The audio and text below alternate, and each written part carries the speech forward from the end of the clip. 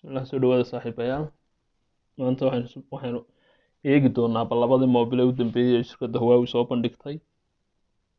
Labada moobil waa ku nooca loo yaqaano flagship-ka ama noocan ay ku tartamaan shirkadahan waaweyn ee saddexdan waaweyn ee Apple-ka iyo Samsung-ka ay ku tartamaan. Iyaduna tartanka kula jirto. Labay soo bandhigteen markaa 29 bishii July bishan dhamaatay. markaa Huawei P50 baa dhahdaa iyo P50 Pro. Bal labadan moobil markaa ayaynu isba bandhigi doonaa ka wanaagsan. Xagga size-ka marka la eego wuxuu ahaa moobilka qaradiisa kana yara weyn. Waagan aan ku arkano 6.5 inch kana 6.6 inch. Waa kana kan ba yara weyn. Resolution-ka shaashadda sawirka say u soo saarayso 2700 lagu dhuftay 1224 pixel oo ah 456 pixel per inch ayuu ku soo bandhigayaa halkii inchiba 456 pixel baa ku jira. xaggu kan kale uu ka yahay 2700 lagu dhuftay 1228 pixel 449 pixel per inch oo mar walo halkaasi ay tiradaasi yaraato inta pixel ay ku jirto inchigu waa mar walo moobilka shaashadiisu ay sii wanaagsanaanayso. markaa mar walba waxaad ku dadaashaa inay markaad moobilka iibsanayso inaad halkaasi ay aad u sii yaraato mar walba. display haddaynu eegno muxuu ahaa displaygu wuxuu ka samaysan yahay OLED weeyaan waa just same waa aad buu u fiican yahay markaa displaygu. refresh rate-koodu waxa weeye 90 hertz iyo 120 hertz markaa kana aad u fiican xagga muxuu ahaa refresh rate-ka oo markaad game-ka ku ciyaarayso markaad video ku daawanayso kana aad uga fiicnaanaya markaa oo game-kiina speed-kiisii caadi kan aad buu u fiicnaanaya markaa kastoona kan ba xumayn laakiin kana ka weyn markaa in badan. screen to body wajahadan screen-ku inta ay ka tahay bodiga moobilka kan waa 88.63% kanna waa 91.53 waayo kan each buu leeyahay way laaban tahay muraayaddu xaggay kan ka tahay ay border leedahay markaa ma laabna markaa kan waa P50-ga kan way laaban tahay laakiin intaasaa kala weynaysay markaa. sensorada ay leeyihiin markaa sensorska waa iskaga wada mid oo waa isku sensorun kuma kala duwana xagga hardware-ka haddaynu eegno system chipka markaa chipka ku jira muxuu ahaa waa kana aad u fiican Snapdragon baa kan ku jira kana aad u fiicnaanaya markaa xagga speed-ka markaa isticmaalayso moobilka sida uu soo launch garaynayo application-nada iyo waxyaabahaad gasho kana aad u fiicnaanaya markaa. waa 4G intaas bay dib ku tahay markaa teknolojiyadda 5G maaha 4G weeyaan labada moobilba 5G ma awoodayaan inay qaadaan markaa. processor-ka haddaynu eegno waa isku processor waa just same waxba halkaa kuma kala duwana isku processor baa ku jira.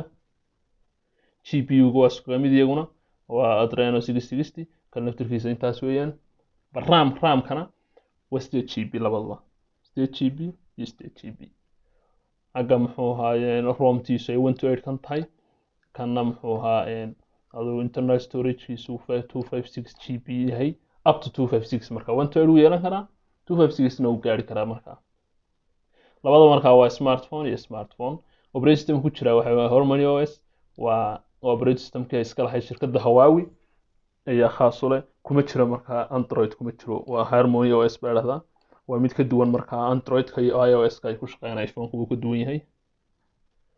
batteriga haddaynu eegno batteriga waxa weeyaan 4100 mAh iyo 4360 mAh markaa kana in yar inuu yaran yahay aad moodaa waxaan waxba ahayn. charging-ka kan wuxuu leeyahay muxuu ahaa wireless charging markaa oo fast charging ku shaqeynaya weliba halkaan uu kan kala ahayn. P50 Pro wuxuu leeyahay wireless charging ku shaqeynaya fast charging oo waxaynu naqaanay sida kan oo kale wired-kaas 66 watt maximum charger speed-koodu waa 66 watt kan waa 66 watt markuu xariga la gelinayo marka wireless-ka yahayna kan 50 watt buu qaadanaya marka wireless kan male markaa wireless. kamarada haddaynu eegno waa quad camera waa 4 camero main kamaradu waxa weeyaan waa 50 MB oo 50 MB waa isku mid. xagga specification-ka aperture-ka ay ku qaadeen waxa weeyaan 1.8 waa isku mid. kamarada labaad waa 12 MB waa P50-ga P50 Pro-gana waa 60 MB markaa kan aad uga weyn kamarada labaad second kamarada P50 Pro-ga aad uga weyn optical zoomka waa iskaga mid oo labadaba kana yar moodaa inuu zoomkiisu ka yar badan yahay 3.5 times kamarada saddexaad P50 ga waxa weeyaan waa 16 MP ultra wide kan kalena waa 13 MP ultra wide waa iskaga mid xagga kan kalena waa iskaga mid xagga specification-ka afarta waa iskaga mid kamarada afraad waa 2 MP P50 ga oo depth formation 40 MP weeyaan P50 Pro ga black and white na way awooddaa inay sawirto markaasay kala fiican kana aad uga xagga kamarada kana aad u fiican P50 Pro ga aad uga fiican xagga kamarada video recording labadaba way leeyihiin kamarada hore waa 16 MP iyo 16 MP waa bas way isleeyihiin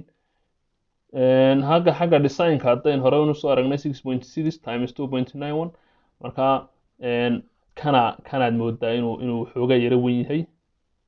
xagga dherarka inuu yara dheer yahay baad moodaa laakiin ilaa thickness-ka inuu ka yar ballaaran yahay moodaa xagga dhinacyada xagga miisaanka waxa weeyaan 180 gram ka kalena 190 gram marka P50 Pro ga culus material-ka ka kooban yihiin kan plastic inuu noqday u badan tahay laakiin kana la hayaa baagdiisu waa glass frame-kiisu waa aluminium marka xagga dambe quraad ba kaga taala frame-ka gaararkuna aluminium weyn resistance-ka haddaynu eegno in board-ka iyo iska xajinayo iyo biyaha water iyo dust labadaba iska xajinayo IP68 weeyaan aad buu fiican yahay rating-kiisu kan laftirkiisa waa la mid IP68 weeyaan waa isku mid biometric-ga haddaynu eegno xaggii ama muxuu ahaa fingerprint-kii labaduba in screen fingerprint bay leeyihiin muraayaday ku leeyihiin marka shaashada fingerprint-kii ku leeyihiin labaduba keyga waxay ku leeyihiin midigtuu kani ku leeyahay volume control iyo lock unlock keygii right ku leeyahay dhinaca midigta kan laftirkiisu dhinaca midigtuu ku leeyahay isna server data speed-ka haddaynu eegno kanun baa la hayaa oo weli kan kale tijaabo muu soo gelin marka waa intaa marka 42.2 megabyte per second buu tuuraya marka multimedia-ha headphone male labaduba 3.5 mm ma gelayo oo waxa galaya unkii halka charger ka galayay labada midna ma laha speaker-kan oo earpiece buu leeyahay multiple speaker tii call-ka laga hadlayna uu leeyahay laba samaacadoodna way ku yaalaan marka kii lagu dhageysanayay muxuu ahaa multimedia uu leeyahay labaduba laba samaacadood bay leeyihiin screen mirroring wireless screen share labadaba screen share-ka wireless ahaan bay leeyihiin oo si wireless loo share gareynaya additional microphone for noise cancellation labada for noise cancellation bay leeyihiin waxay leeyihiin marka microphone-kii labaad ama xagga sare kaga yaalay oo muxuu noise cancellation-ka loo isticmaalaa si codka u jaro connectivity-ga haddaynu eegno bluetooth-ka 5.1 kana yar ka dambeeyay wax badan laakiin oo difference u dhexeeya ma jiraan wifi-ga waa iskaga mid USB-ga haddaynu eegno waa type C reversible macnaheedu waxa weeyaan isagaa dib wax u charge gareyn kara reversible charging isagaa dib wax u charge gareyn kara marka labadaba type C waa quick charging aynu naqaanay marka type C charging quick charging reversible dib u charge gareynaya marka location-ka haddaynu GPS-yada eegno waa iskaga mid wax badan kuma kala duwana sensors-kan accelerator gyroscope labadaba way leeyihiin muxuu ahaa NFC way leeyihiin labaduba NFC iyo NFC official announcement wixii waqtigii la sheegay markaa weli suuqa ma soo gelin waqtigii la sheegay waa July 9 iyo July 9 2022 daasid markaa waa intaa wixii dambe soo kordhay dib aynu ka soo socotiin doonaa fadlan noo subscribe garee YouTube-ka aad baad u mahadsan tahay hana ilaawin inaad share samayso thank you very much